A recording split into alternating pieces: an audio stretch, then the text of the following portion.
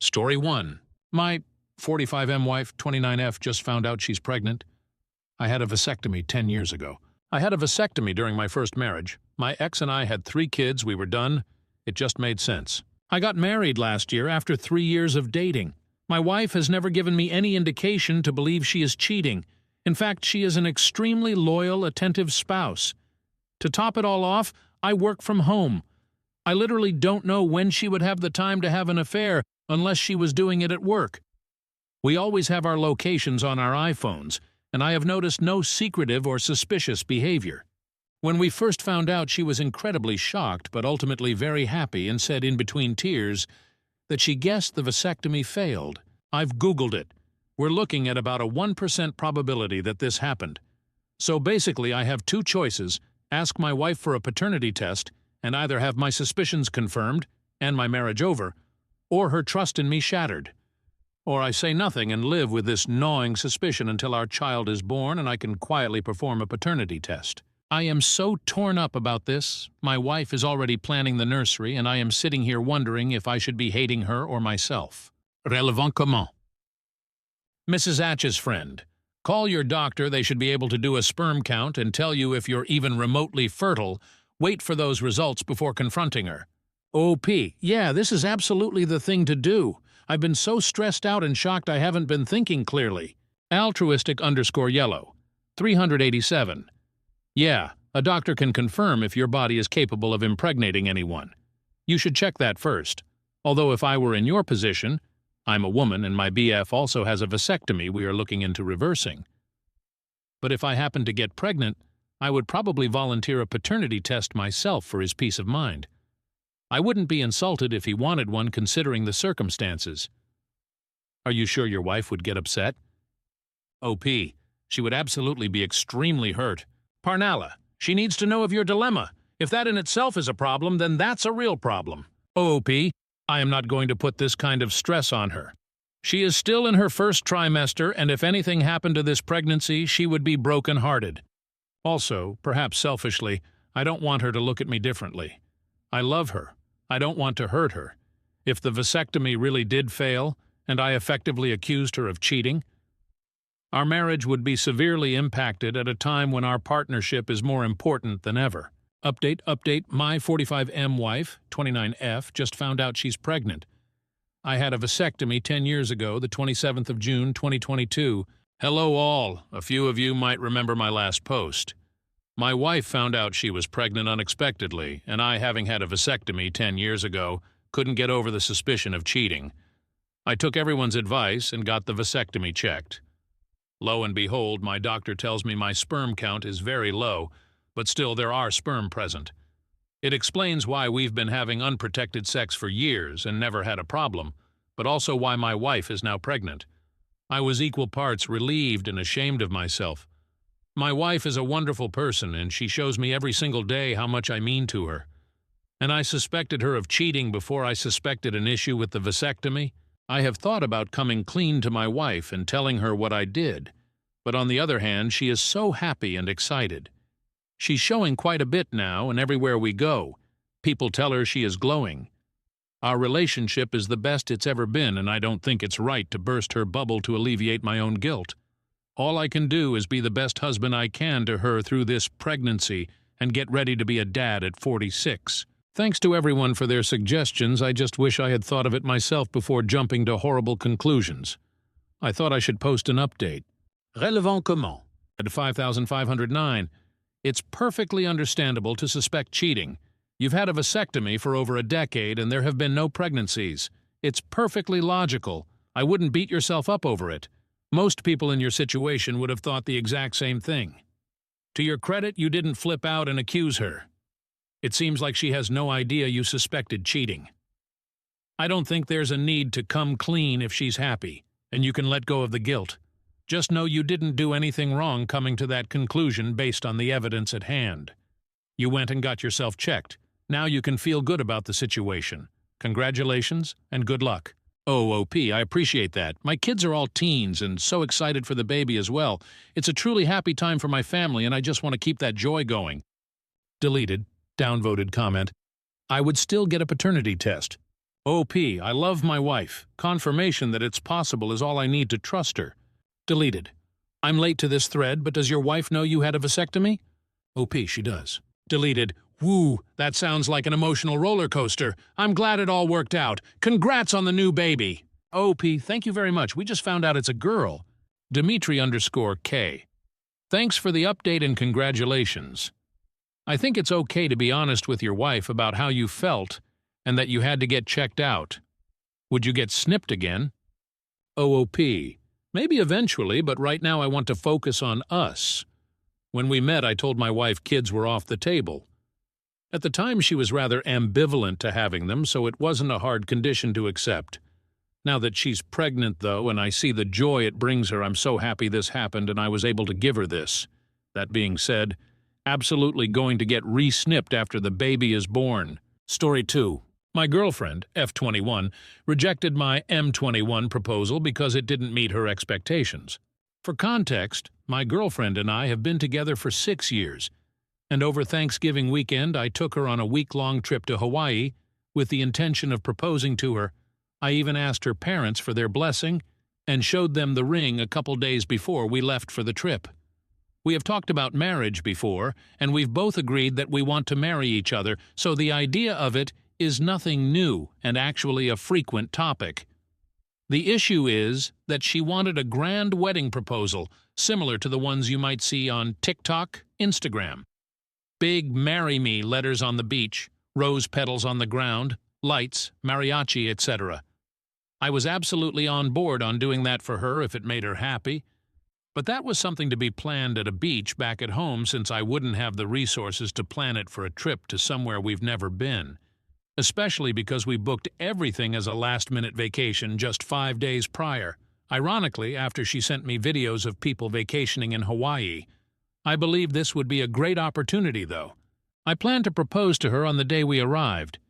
I carried the ring in my pocket all day waiting for a good opportunity to ask her, knowing it wasn't going to be a grand proposal like she had hoped, but I thought because of the circumstances she would be happy. However, we had some completely unnecessary arguments, and I decided to postpone because I didn't want to do it after a bitter day. Second day there, we had booked a reservation to go parasailing. I didn't want to risk losing the ring, so I left it back at the hotel. We didn't get back to the hotel until approximately 5 p.m., and we started getting ready to go back out in the city. By this time, it was already starting to get dark.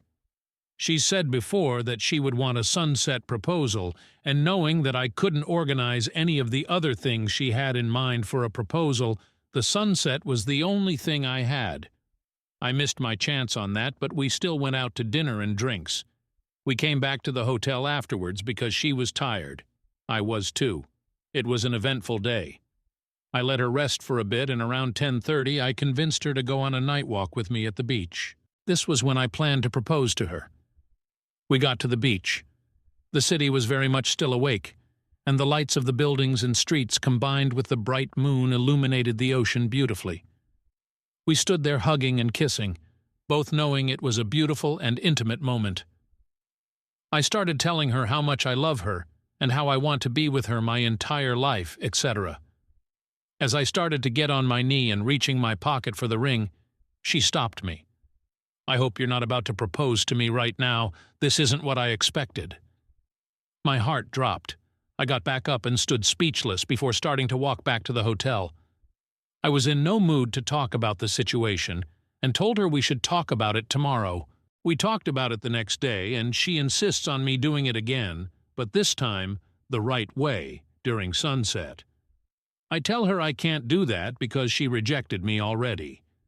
She tells me she didn't reject it, just simply it wasn't how she would have wanted it to happen. We spent the next 4 days in Hawaii in a very tense state, but we had to deal with it until we got back home. We lived together, and for the first night she went to sleep with her parents. Now she came back, but I don't want to be home with her there. What can be the outcome of the situation? I obviously didn't want this to happen during our vacation, but I can't see it other way. Is this a valid reason for me not wanting to be with her anymore?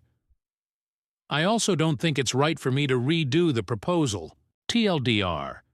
Girlfriend turned down my proposal during our vacation to Hawaii because it didn't fit her idea of a grand proposal, yet insists on me redoing it how she wants it. Relevant comment.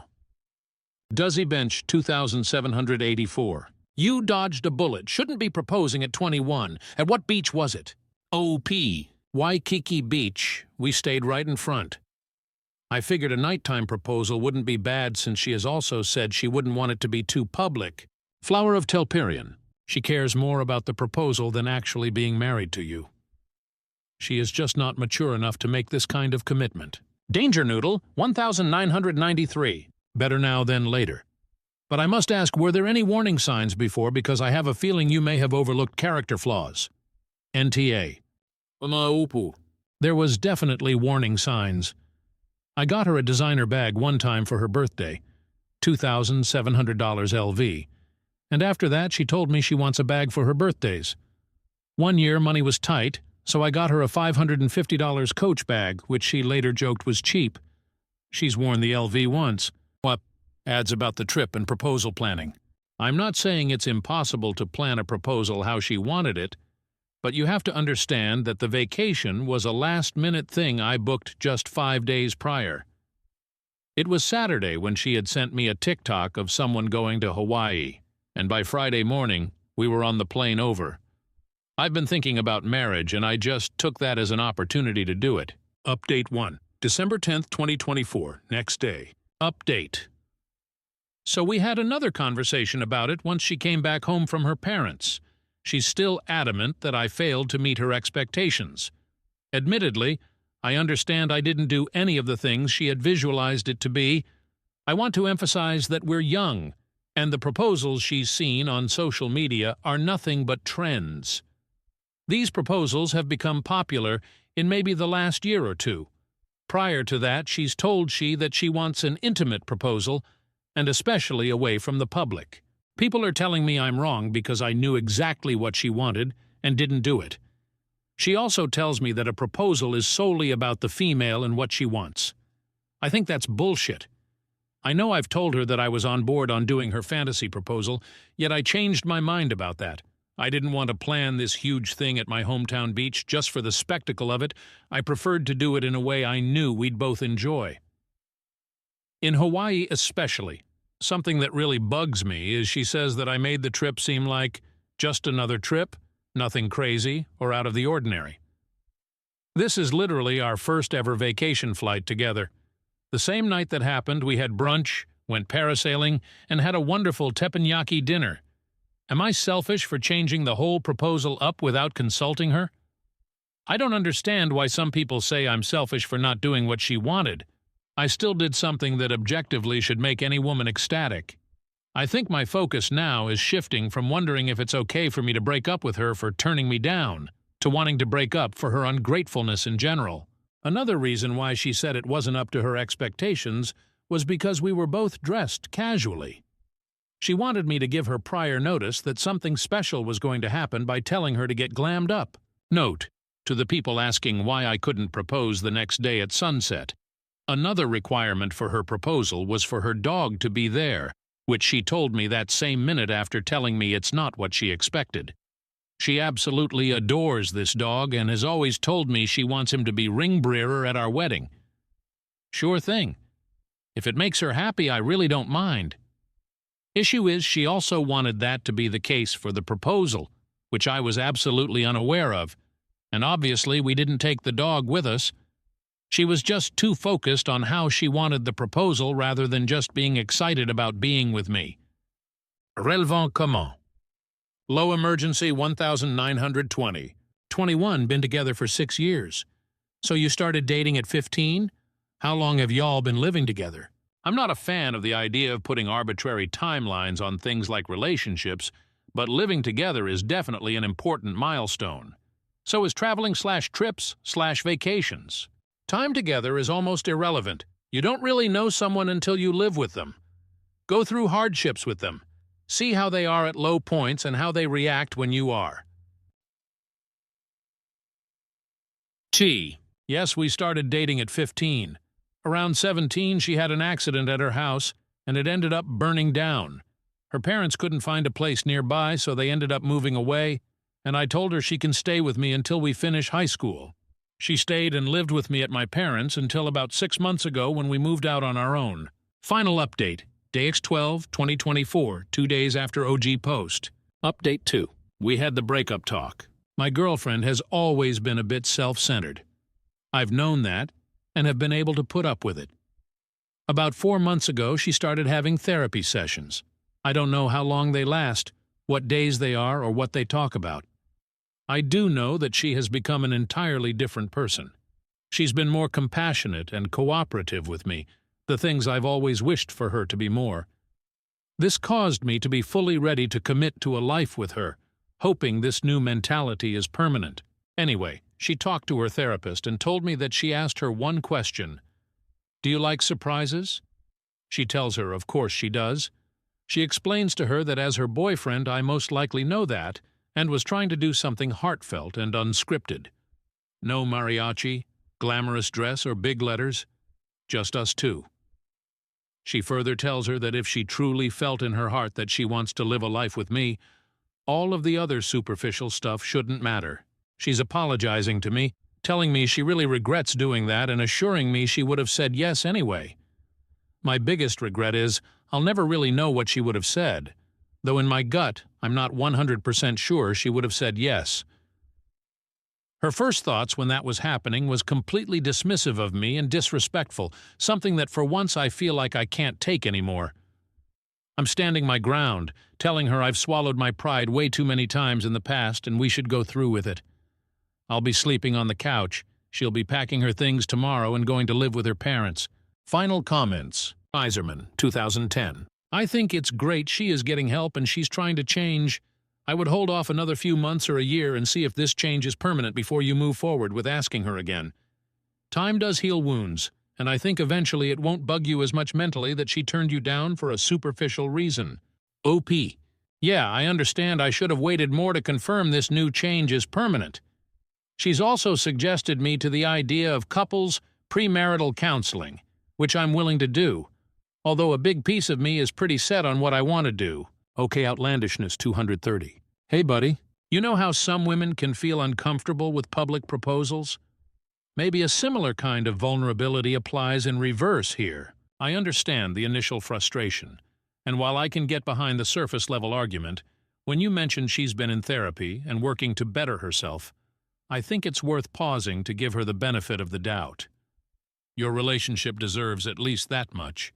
You made a commitment when you decided to propose. It wasn't a joke or a whim. Are you saying your resolve was so fragile that it couldn't weather the first major challenge? Let's be real. While it's nice to think your life partner would be happy with any proposal, that's not always how it plays out. When I proposed, I spent over a year planning it. But even then, the execution and style turned out completely different on the day. But guess what? I caught the sunset, and it was magical in its own way. You've had conversations about marriage and even discussed her ideal proposals. This isn't about pride. It's about recognizing the commitment you made and reflecting on whether you fell short of honoring it. Give her a real chance. Don't throw away the last 6 years over one moment that can be rebuilt. OP. Thanks for the advice. I've told her that I appreciate her new mentality and have praised her for working on herself. Like I've said, I've swallowed my pride way too many times with her in the past. Our relationship has been toxic before, and in fact, we've had several break periods. We've been good for a while now, but it gets to the point where it almost seems like it'll always repeat. This was the final straw for me. I know we've been together for a while now, especially for our age, but one thing I can't get past is that we're still so young it almost feels like it just wasn't meant to be. I still feel very guilty about the whole thing. Mike Mayan. If you call the last straw a marriage proposal, then I think it's not a good foundation to be married. When asked why she didn't enjoy the proposal, she told me she enjoyed the moment.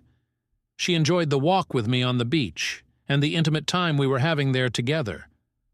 I thought a moment like that was perfect to propose. Despite how much she enjoyed the events leading up it didn't fit her idea of a proposal. OP on the letters on the beach the ex wanted. You definitely have the wrong idea regarding the letters. Letters like the ones you'll see on this link is what her expectations are. not written on the sand. That might just make her laugh. Story 3. Sil inviting herself to bachelorette. Apologies in advance for the paragraphs. Just looking for a gut check here to see if I'm being a bridezilla and get perspective on how best to navigate this situation. I, 31F, am marrying James, 36M, next year. His brother Matt, 34M, has been married to Paula, 34F, since before I met James. Paula is very nice and we get along well when I see her, which is once a year for the holidays, as we live across the country from James's brother, Sil, and parents. But we aren't close for the rest of the year. We have very different interests and lives, and just don't really keep in touch. We FaceTime James's family every Sunday when Matt, Paula, and my future Phil Mill all get together for dinner, and Paula will usually say hi and then go back to whatever she's doing. Paula and I exchange happy birthday texts on our birthdays, and occasionally she'll heart react a photo in the family group text. That's about the extent of our relationship. This is all completely okay with me. I don't feel the need to force a closeness that isn't there. And as I said, we all get along great when we go home for the holidays. I'm in the middle of planning my bachelorette trip. We're not doing a bridal party or groomsmen, and I invited 6 close friends and family members who I have known between 8 years and my entire life. I mentioned something about the trip on the last FaceTime with James's family, and everyone was like, "That sounds like it'll be fun." And we moved on, and I thought nothing of it. But the next morning, James was chatting with Matt, who said in a very offhand way, "Oh, Paula wanted to know if Coffee Now Please could send her the details for the bachelorette so she can get her flights and stuff." James was very taken off guard and was like, I'll talk to her. And Matt was like, "Great, thanks," and then changed the subject. I am so baffled by this. Paula has never once given me an indication that she believes we are, or wants us to be, any closer than we are. We hang out once a year during the holidays. I can't remember the last time she asked me a question about myself. She didn't even text me when my dog died. And again, all of this is completely fine with me. I don't need my fiancé's brother's wife who lives a time zone away to be my BFF, but it truly never occurred to me that she would even want to be invited. If Paula were the one getting married, I would never in a million years expect to be invited to her bachelorette, let alone assume I was invited. This all happened on Sunday, Monday, and I still just don't know how to respond to this, especially because Paula didn't reach out to me directly. Here's the part where I'm worried I'm being an asshole. The path of least resistance would of course be to invite Paula, but I just don't want to. The friends' family who are coming to my bachelorette all have met each other already and mesh well and are extremely important to me. I am the only person in this group who Paula has met, and we have such a surface-level relationship that I feel we barely know each other. The trip is going to involve a lot of hiking and outdoorsy stuff in a location that's very special and nostalgic to me. Paula prefers to stay indoors and has skipped the family's annual Christmas walk every year that I've known her. I don't think she would have a lot of fun, and I also don't want to be worried about her experience the whole time. And beyond all of that, there is a part of me that really resists capitulating to the expectations of someone who has not even told me directly that she would like to come. I would never ever dream of inviting myself to someone's bachelorette, let alone doing so via a game of telephone. We're heading to James's family for the holidays next week, and I am so anxious and truly don't know how to handle this. I really don't want to hurt Paula's feelings, but I want to be surrounded by my closest friends and family at my bachelorette, and we just don't have that kind of relationship. Do I just leave it alone and wait for Paula to bring it up? Do I proactively sit her down to talk through it? Do I just get over myself and invite her? OP's comment. Top commenter. I don't think you're being a jerk. I also don't think she's being a jerk. I think it's very sweet that she wants to be included, or would assume that she would be.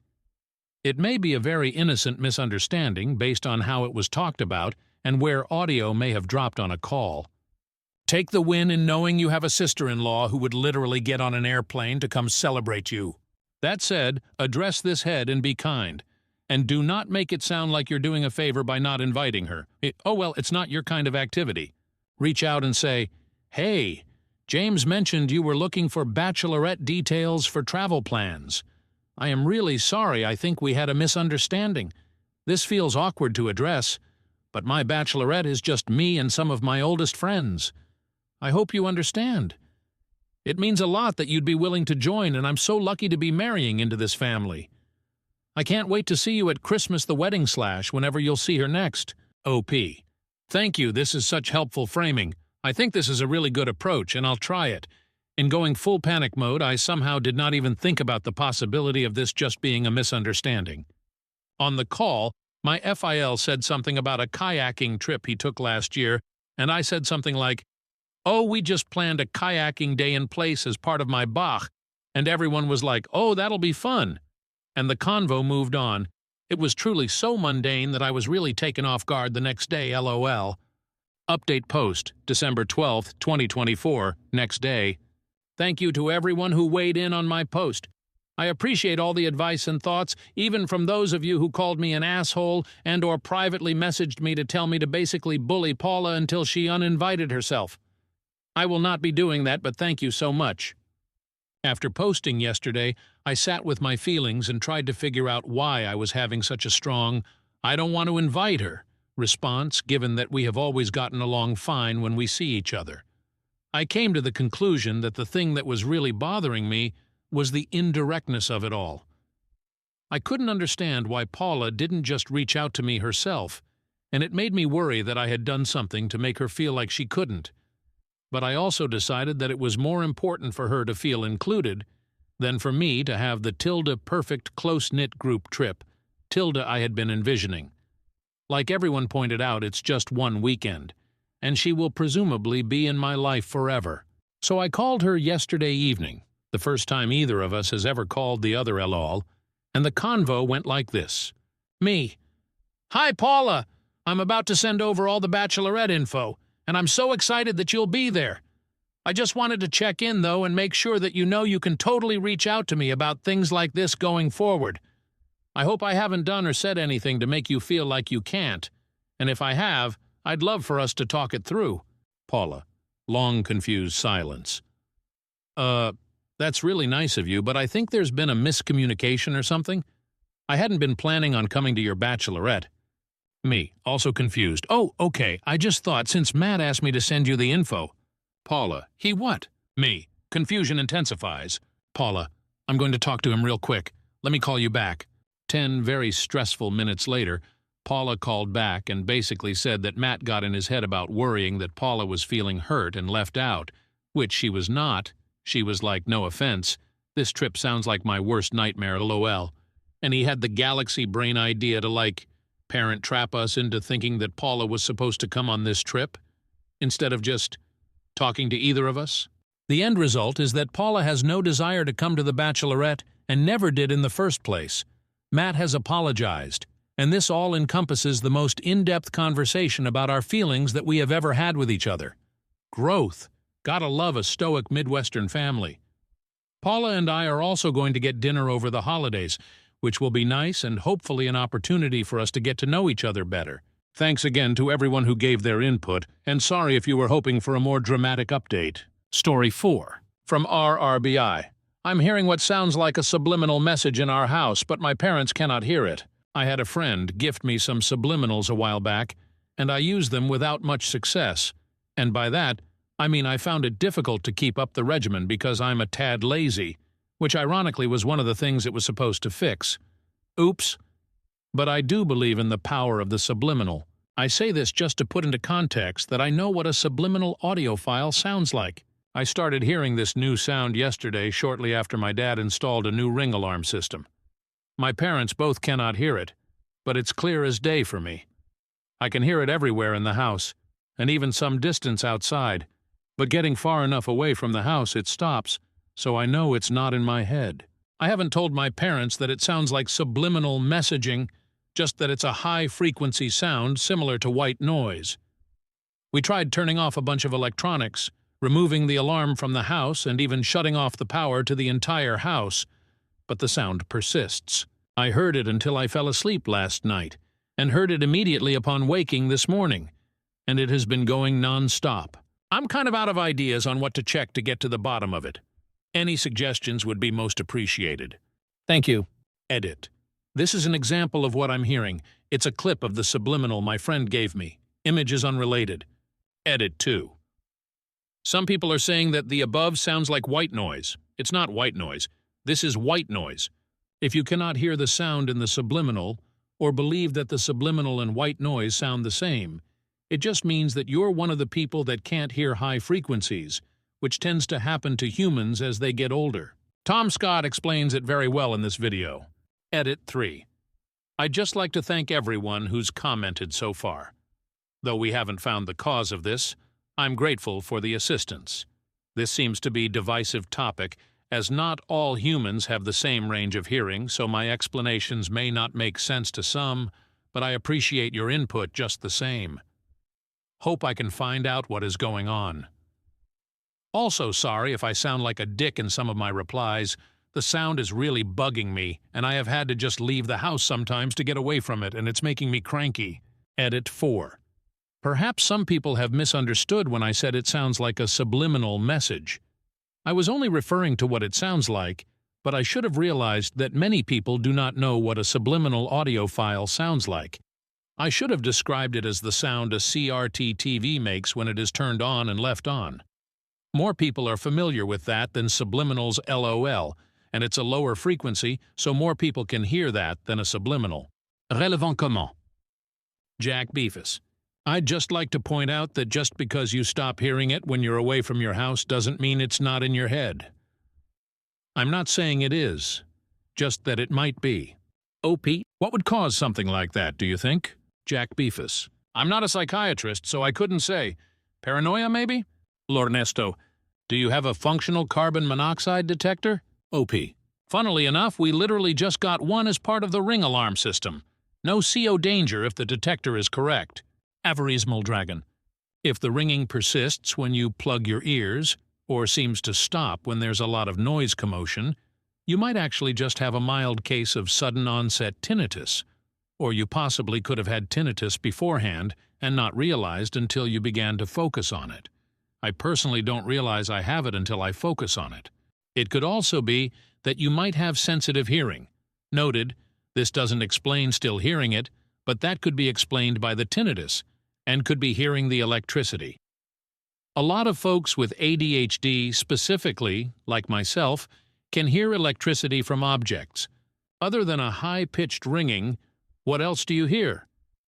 Subliminal messaging is more than just high frequencies, and there are many kinds of subliminal messages, from colors in advertising to words hidden within frames in cartoons or TV shows. Oh, oop. The ringing stops when I plug my eyes ears. I do have misophonia, but not tinnitus, as far as I'm aware.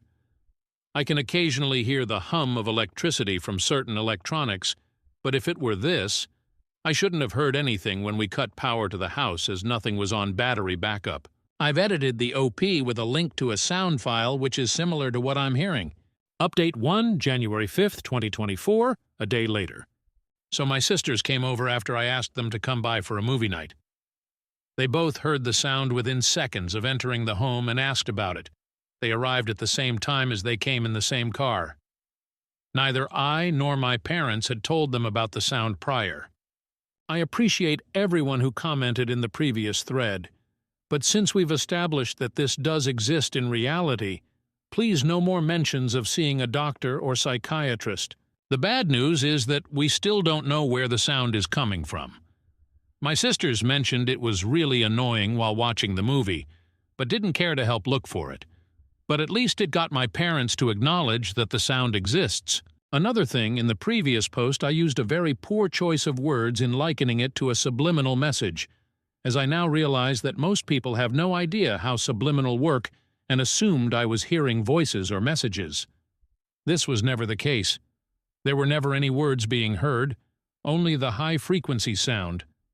One savvy Redditor pointed out that it sounded like a CRT TV sound, which immediately resonated, hey, with me as a much better analogy as the CRT and the type of subliminal I was talking about, and thus the sound I am hearing, are all mostly identical, though the CRT is a much lower frequency so many more people can hear it.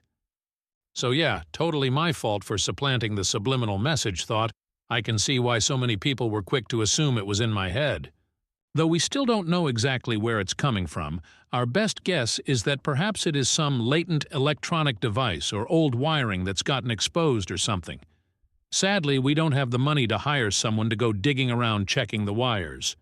But my dad is a technician, and he said he'll try to take a look when he has time, if that even is the issue. It's technically still up in the air, but any other ideas are still welcome and appreciated. Thanks. Relevant comment. Romula 4? What you are describing sounds like the high-pitched frequencies some devices use as pest-repelling tools and anti-dog barking devices. Older people usually cannot hear them due to losing some of their highest-frequency hearing abilities over time, but the sounds can drive teenagers and young adults with intact hearing crazy. Ginger Fairy 17. My favorite example of a modern thing that causes these kinds of noises are dimmer lights I find at full brightness. They make very little noise, but the lower the lights get, the more they buzz. Might be something to check on if you have those. Update 2, January 6, 2024. A day later, 2 days from original post. It's tinnitus. I had indeed left the house to go for a drive on day 2, and I could still hear it. I convinced myself that it was phantom noise due to having heard it for the entirety of the previous 20 hours or so. But yesterday I went to work for the first time and heard it the whole time. I was so sure it was something outside of me that I made up the bit about my sisters coming over and hearing it. They never came, nor did I ask them to. I was too afraid of the possibility that I'd actually have tinnitus that I was determined for it to be something else. Anything else. I felt bad for lying because all of the people that responded to me were genuinely trying to help, and I acted like a huge dick to you all. If you suggested that it was in my head, you were right. Sorry for ignoring you. Any other suggestions were welcome as well, because at least it afforded me a little bit of hope in thinking it could be old wiring, or the ring fire alarm, or a pest control device installed by a neighbor, but it wasn't any of those. I even hoped that washing my ears out with water might make it stop, but the ringing is still there. I assume I'll probably get used to it eventually, but I'm a stubborn son of a bitch, case in point. Thank you all for your help in solving this, and again, sorry for lying to you. Cheers. Relevant comment.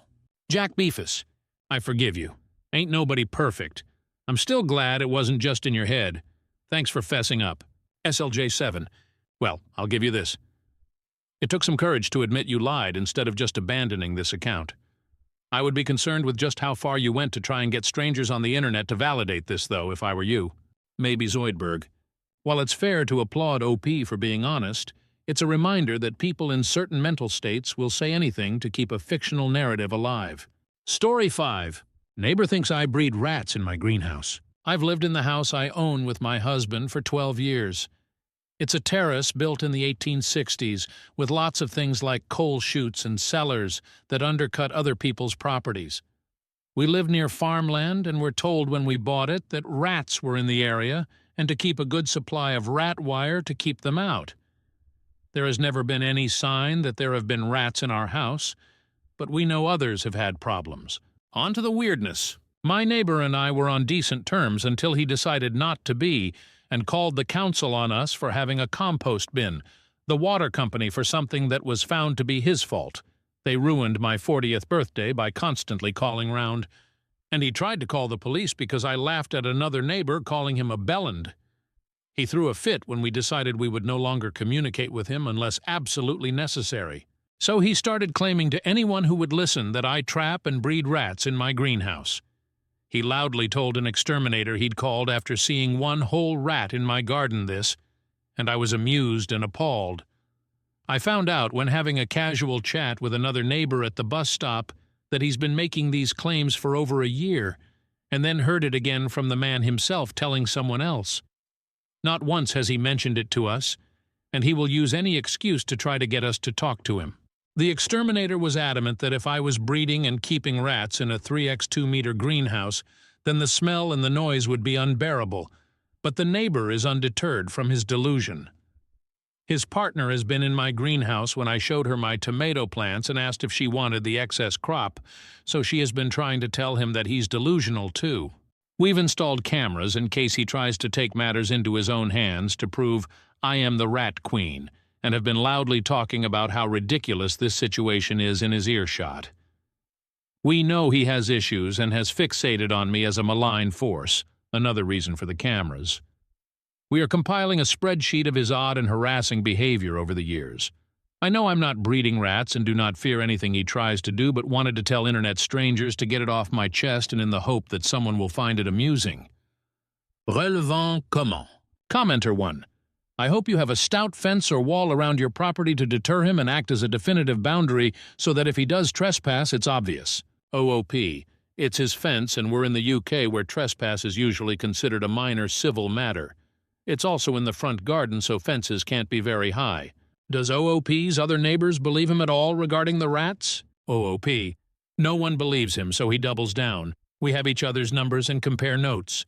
Does the neighbor's partner believe him at all about anything going on at the greenhouse? OP. We like his partner, not wife despite their 20-odd-year relationship.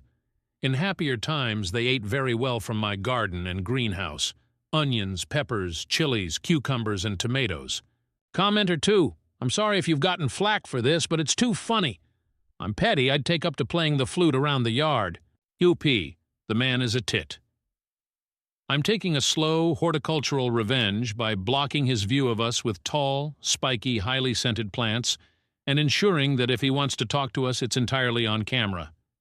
Given the proximity of other neighbors, I can't take loud revenge. Can OOP get in touch with services in their area regarding the neighbor and the possibility of him having mental health issues or dementia? OOP. He's under 50 and adult social care are powerless unless he's arrested or self-surrenders. I've reported and it will lie on file if things escalate. Very difficult to get someone seen by mental health people in the UK if they don't want to. He'd have to be arrested or considered a threat to himself and others for an assessment against his will. Delusions of rat-breeding neighbors don't meet the criteria if he's only talking about it. Update November 30th, 2024, 5 days later. Hi all. Thoroughly enjoyed the comments on my last post and thought I'd give you a quick update. Just to remind everyone that I'm in the UK. This morning I got a letter from the Council's Environmental Health Department to say that my garden was infested with rats and that I had to take immediate action. So I did. I called the extermination company to ask for a statement that there are no rats in my garden or greenhouse. They are happy to oblige. I spoke to all my nice neighbors and they are also happy to vouch that they have seen no evidence of an infestation and find the rat-breeding story both bizarre and hilarious. I wrote a very polite and detailed email to the named contact at the council to say, paraphrased of course, that this is the work of a colossal prick, and I am considering suing him for malicious complaint, harassment, and slander. Also, that I cannot take immediate action to remove an infestation I do not have, and would like to know how they came to the conclusion that there is a problem if no one from the council has been round to look. We know the prick next door wants to annoy us into moving, but sorry, we're going nowhere. Edit. The extermination company have sent the statement. I called the council, but the named contact is on annual leave until after the deadline I was given to contact them. Relevant comment. Does OOP's other neighbors have issues with him? OP.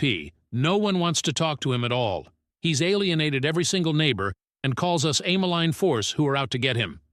This is his way of trying to find a bogeyman and prove that he's an amazing man for drawing attention to unneighborly behavior. The council had to respond, though I have raised a concern with them that no one actually came round to look. If he'd kept his delusions to himself, we wouldn't now be looking to sue him for harassment, as this is one of many times he's called in other bodies for our perceived bad behavior, and each time he's proven wrong. OP responds on the neighbor's strange behaviors. OP. Not a mental health professional, but we suspect he is either bipolar or a narcissist or both. Leaning towards both. He's in his 40s and is open about his recreational pill use in the past. We're his obsession, as he thinks we head a malign force that's out to get him. But yes, he is a wanker. His partner wouldn't disagree, and no one thinks she'll stick around once the youngest turns 18 in about a year. It's his house. Until recently, his partner and kids weren't allowed to have a key or be in the house when he wasn't there. I could write for days about his controlling behavior. Has the neighbor done similar things to other people in the neighborhood? OOP. He managed to get the other side to move, so feels emboldened. They didn't want to, but have kids and dogs, and were scared of what he might do to them. I hope the new owners will be able to stand against him. We know he escalates and have been waiting for the next one.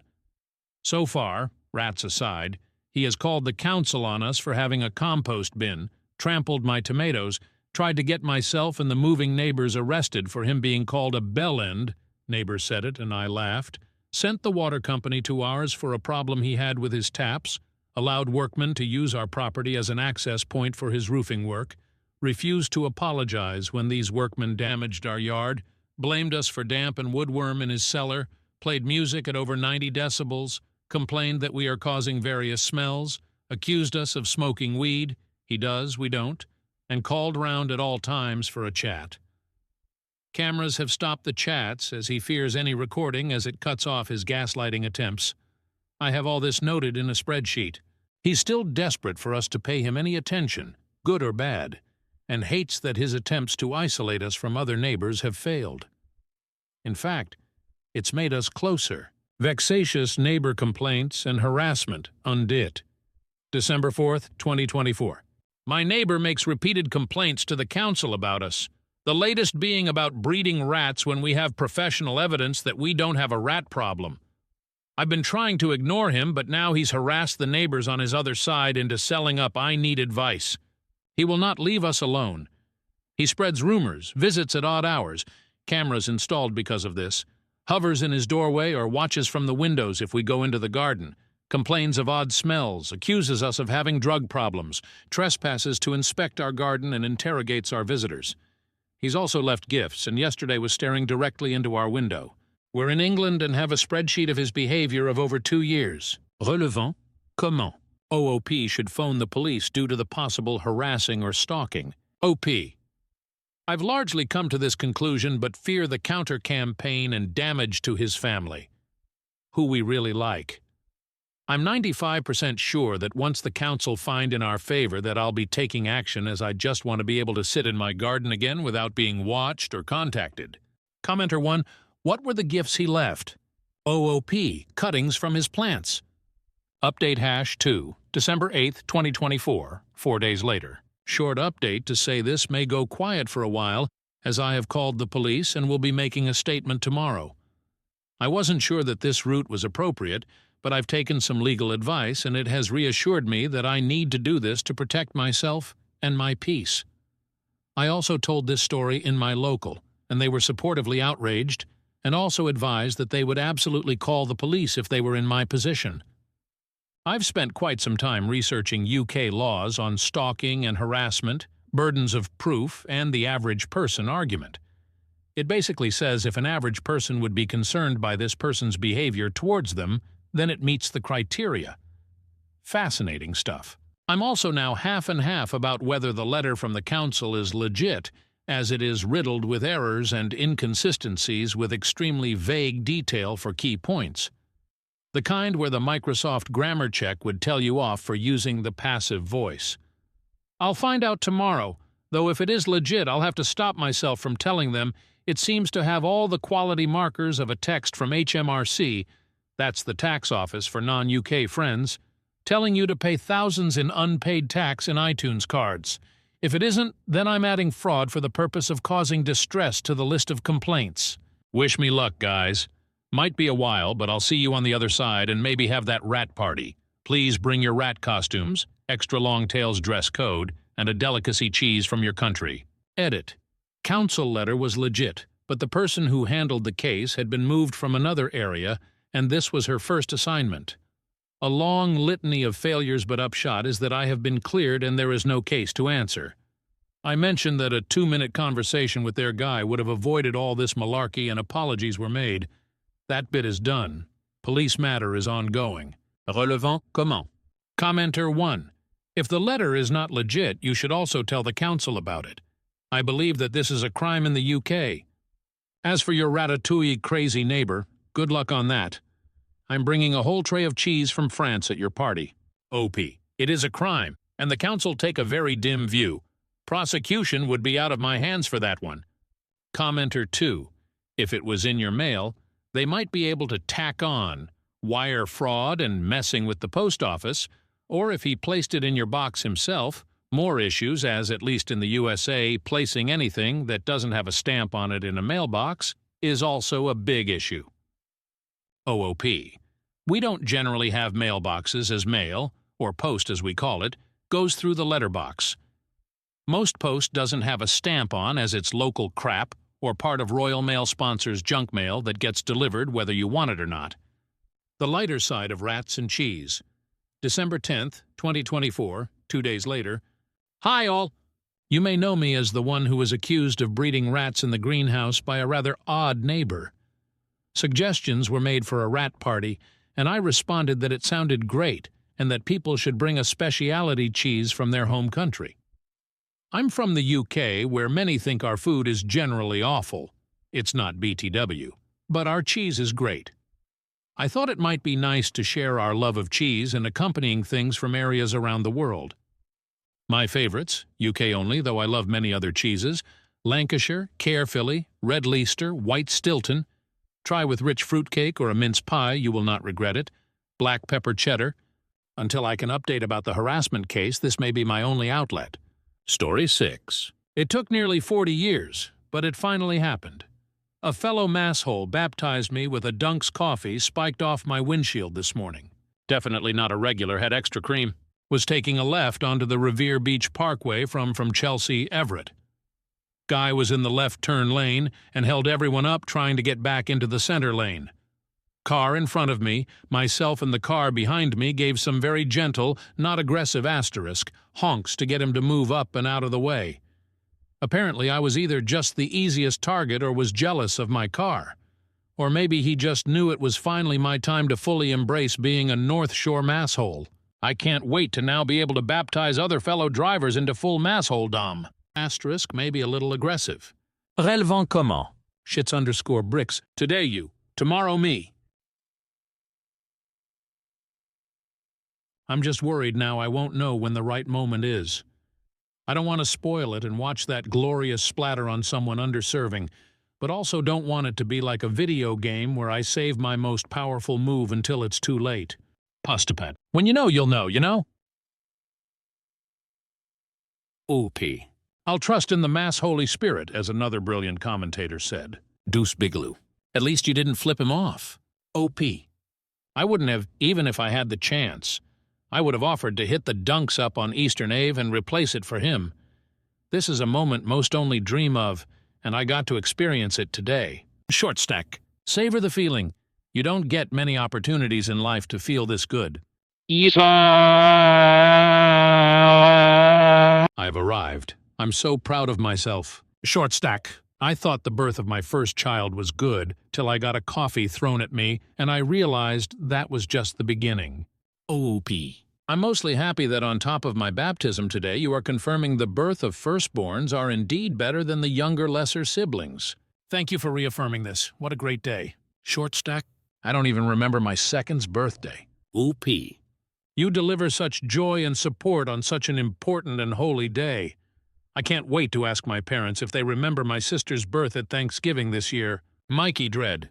The trick to throwing a coffee, especially an iced coffee, is to grip it so the bottom of the cup is in your palm. Otherwise, the lid comes off and you just get yourself instead. Remember, grip it by the butt but not too tight, like I do to your sister on Tuesdays at lunch. OP. I am obviously inexperienced, but based on the thump and how large the spread on the entire right front quadrant of my car was, he knew the ancient and holy ways of whipping a coffee at another car. Mikey Dread. Bonus points for flipping it one-handed from delicious iced beverage into road rage missile mode. Update December 12th, 2024. If you didn't see the OP, you can find it here. It took nearly 40 years, but it finally happened. A fellow masshole baptized me with a Dunk's coffee spiked off my windshield this morning. I remember it like was yesterday. This wonderfully, beautifully angry man in a small blue Toyota Yaris took exception to multiple cars honking at him for blocking a left turn lane and decided I would be the beneficiary of his glorious rage. I obviously never expected to see him again. What would be the chances? This happened, as you may recall, crossing from Everett into Chelsea as I was heading to work in East Boston. A key detail is, I street park often on a street which is very much not gentrified and very much long-time EB residents.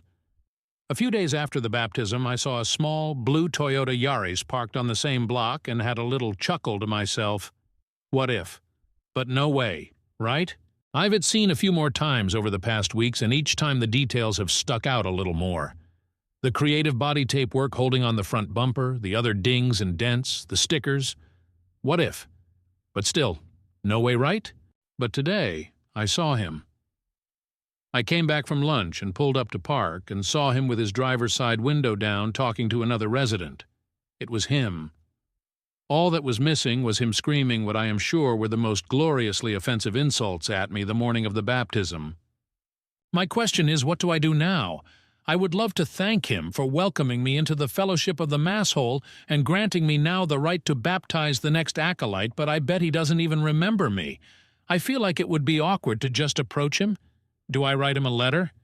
If so, I think I have a pretty good template to follow here with some obvious tweaks. I think the best play is that I maybe just leave a Dunk's gift card on his windshield next time I see it. I feel like he would know who it was from. Thoughts? Suggestions? Fourth wall break. I'm not kidding, I'm like 95% sure it's the same dude, and my real internal monologue is now maybe I park a block down the road?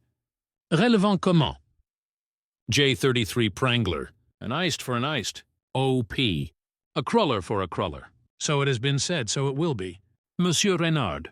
Obviously, you spike a goddamn Dunks off his windshield. It is the only way. OP. I need to seek further counsel here.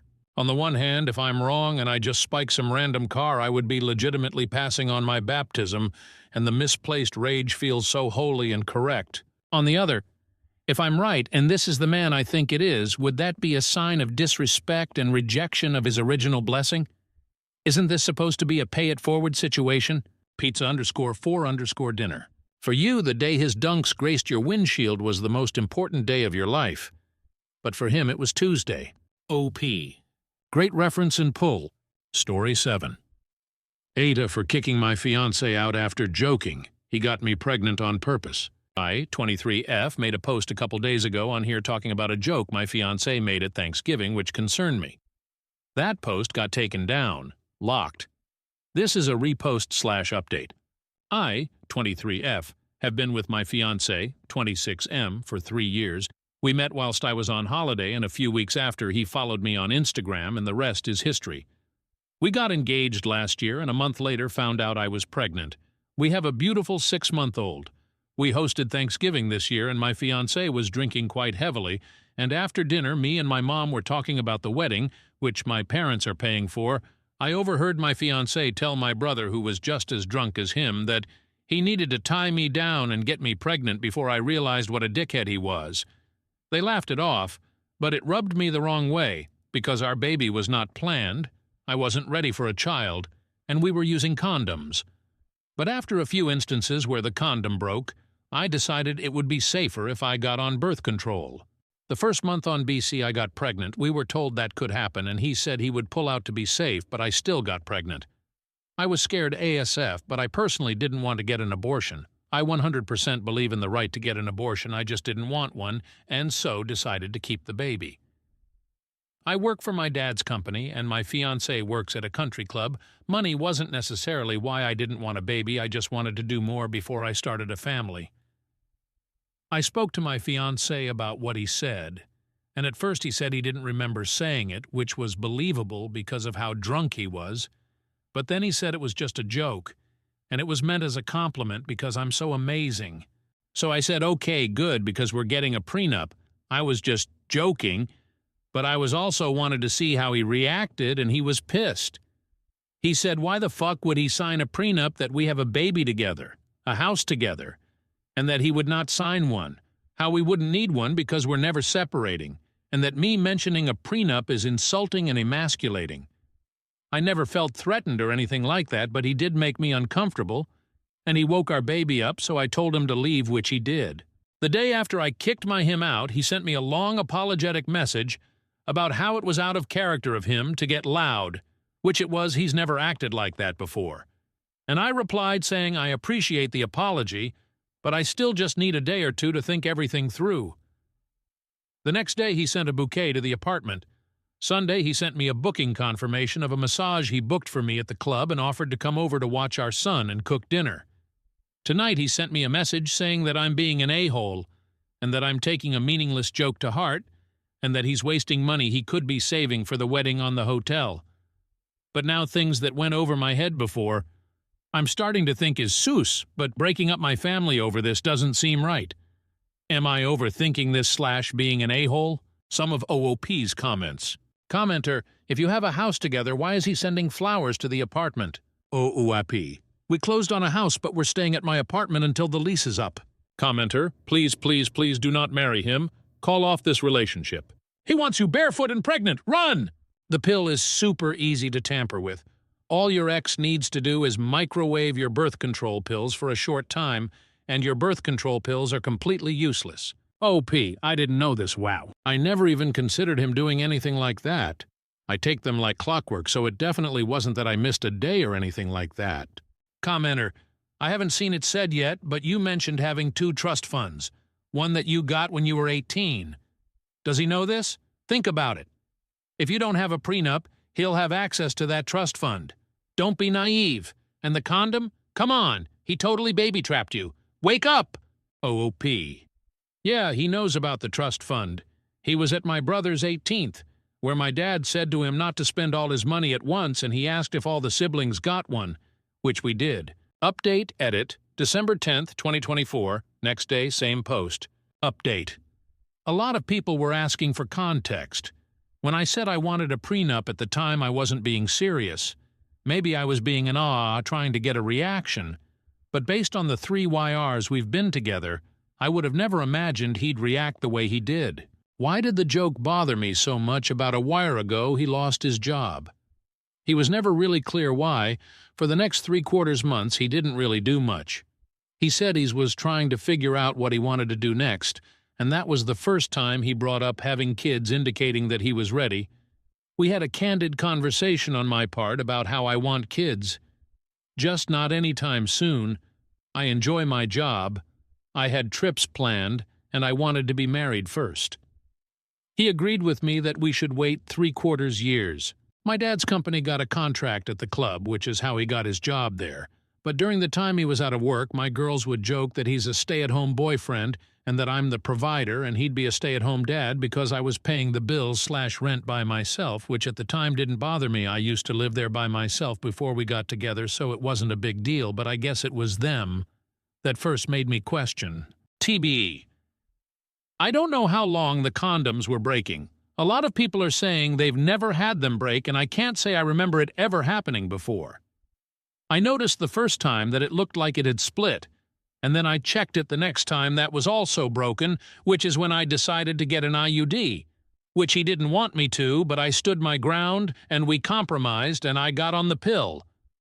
I know we should have continued using condoms, but he said he'd ran out, and that I'm on the pill and don't need them. In hindsight, yes, I should have insisted we still use them, but I choose not to have that battle. I thought we'd be okay. He knew my opinion on abortion and that I wouldn't get one. If I got pregnant, I would raise the baby unless it was for a medical reason. Money-wise, my family's successful. I work for my dad's company. I have 2 trust funds, one of which I got at 18. Before I fell pregnant, I was making plans to start my own house flipping business, but I decided to put that on hold. I still work from home on flexible hours, but he said once we're married he wants me to stop working so I can focus on our kids and that he'll support us.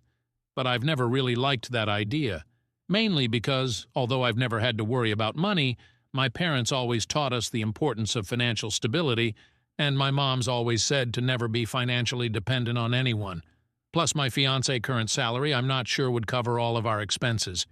The only reason why I haven't told my dad is because they have a good relationship and I don't want to blow everything up over an overreaction on my part.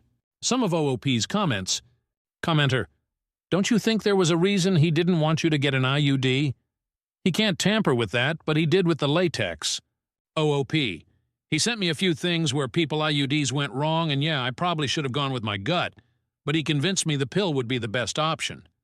But I did speak to my mom because he's come back home. Commenter, the real problem is him not supporting your career. He should be supporting your business and your job, not making you be a stay-at-home housewife. That's ridiculous. Yes, mothers with young children can still start businesses, but they have to be appropriately supported. Can you say he can give you that support? OOP.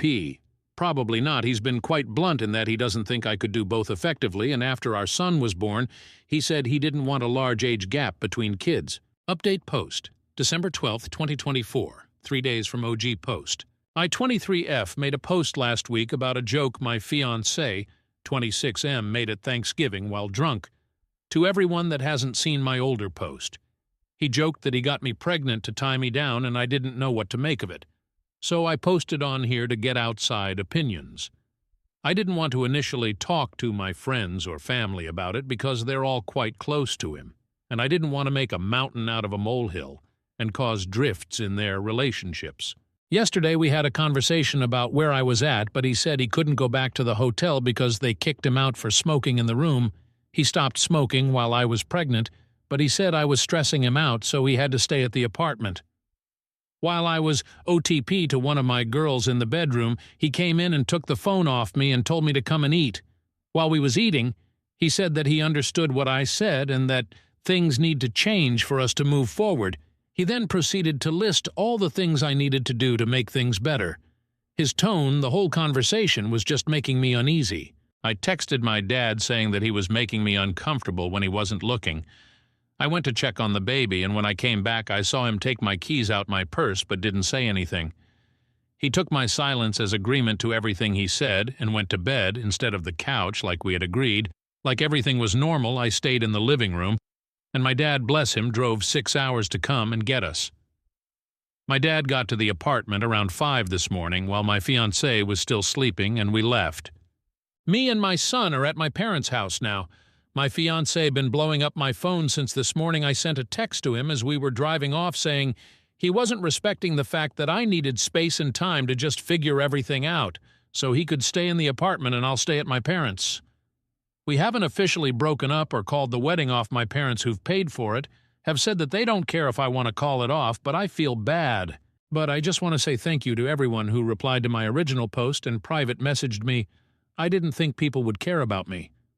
I feel like every option I have is bad. The thought of being a single mom is scary. If my fiancé's behavior gets worse, that would be shit. If we cancel the wedding and cost my parents thousands of dollars, I'll feel guilty. And if we break up altogether, we just got a house together. We're both on the mortgage, our joint accounts, and I've been with him since I was 19. Being without him for good is also scary. Some of OOP's comments. Commenter: this guy is bad news. Got you pregnant, laid down the law, and hid your car keys. Don't feel bad about your parents being out of money for what they have spent. From what you told us about his latest stunt and your friend's commentary about him, trust us, they are pleased as punch that he finally revealed himself to you in terms that you can't ignore. I'm guessing they have been biting their tongues, but despite their angst at your choice, chose to respect it and support it. OP, they said that they didn't like how he was getting so serious too fast or how he moved into my apartment, but then I got pregnant, so they didn't want to seem unsupportive. Commenter: OP, listen to this. Circumflex, circumflex, circumflex. Condoms kept breaking. That so rarely happens that it happening more than once is super sus. He freaked out over you getting an IUD, a birth control method completely out of his control. BC, he can break condoms and steal/replace/mess with your pills, but there's nothing he can do about an IUD. He refused to wear condoms your first month on the pill, even though you asked him to. Yes, you agreed to go ahead without, but on that score alone, I'd leave. He couldn't hold out for 1 month? You got pregnant during that first month. When you confronted him about his joke and joked back, he lost his shit and scared you. He disrespected your boundary. He couldn't smoke outside. That was the only hotel in the entire region. He has no friends whose couches he can sleep on. Just know. He took your phone away. Why did you let him? He made it your responsibility to fix the relationship. His tone scared you. He stole your keys. He disrespected another boundary, sleeping in the bed. OP, how many red flags do you need? Do not go back to him. That's why he got you pregnant in the first place, so you wouldn't leave him. Leave him. OP, He took my phone to get me off the call. I didn't expect him to literally come and take it out my hand. He gave it back when I came out the room. He just did it to get my attention. As a separate comment, I left with none of my stuff, only essentials for my son. I will have to go back, but my dad said he and my brother will go today. Commenter, next day, hey OP. If you feel guilty about your parents having paid for stuff, cancel what you can and have a good riddance party with your friends and family with what you can't cancel. OP, my mom's been canceling things from this morning. The wedding's off.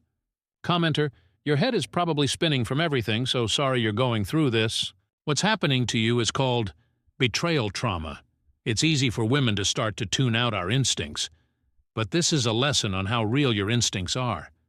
Thank God you realized before you married him. He let the mask slip off too much. But from an outsider's perspective, it's clear this was just the start. It takes the AVG women 7 times to leave an abusive relationship because we get sucked back in by promises and small sample data of changes. Be strong, get a therapist, lean on your community, and heal. If you go back, he can start displaying more desperate behavior like what you saw with the keys, and it can get dangerous very fast. He saw you as his life raft, and now his life has capsized. OP. Heavy on the lean on my community. I had the first honest and open conversation with my mom for the first time in a long time, and I feel so different and so much better. My head was a mess, and Reddit probably wasn't the best place to talk about it, but it's anonymous and it felt good to get it out.